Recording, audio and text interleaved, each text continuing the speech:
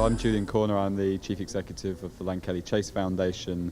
Now there was, you came in and you heard a lot of feedback and a lot of questions from the audience, and they were offering a lot of suggestions about what should be done, because a lot's been said about I'm here to learn, but it's like, why haven't we learned and put things into practice? What do you think about what was said here, and what would you take away from what the feedback was from the crowd? Yeah, well, the bit that I am taking away from this is that a lot of the issues that we're describing here today are often treated as quite marginal details on the side of bigger systems.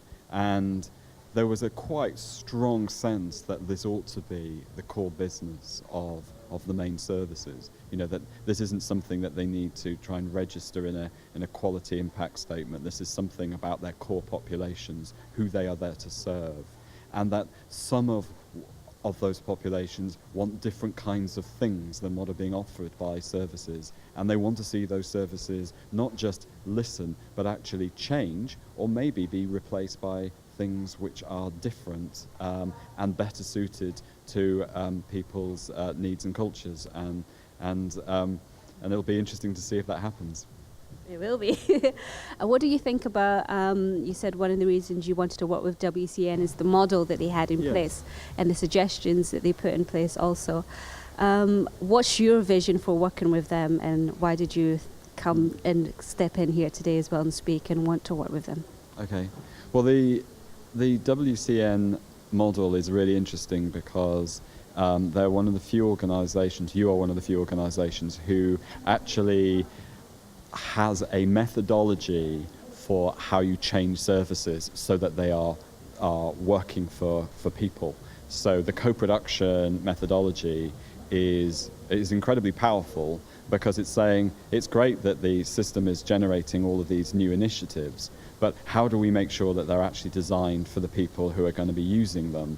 So co-production is really powerful, and the reason why I'm here today is because that's actually about engaging with people in communities, the reality of those communities, because if you don't start with the people and communities, then you're starting at the wrong end.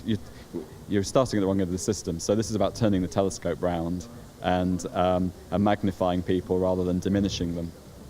And one last question, you give out funding. Mm-hmm. A lot of people are saying that funding's being cut from the productive things that they're doing. Yeah. So how do you determine where it goes? If it's being cut and then people are really wanting that service, how do you keep on top of the problems of, cutting it and then bringing it back again because it's in demand?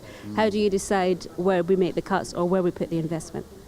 Well, fortunately, I don't have to make those decisions. We're a charitable funder, but I think there is a conversation that's going on at the moment about what public services are for and who they're for, who they prioritise and why. When there's a lot less money in the system, you've really got to focus on what your priorities are and whether your systems are fit for purpose. And so we see, as charitable funders, a lot of services which are highly marginalised, and yet all of those services are saying we save the state loads of money.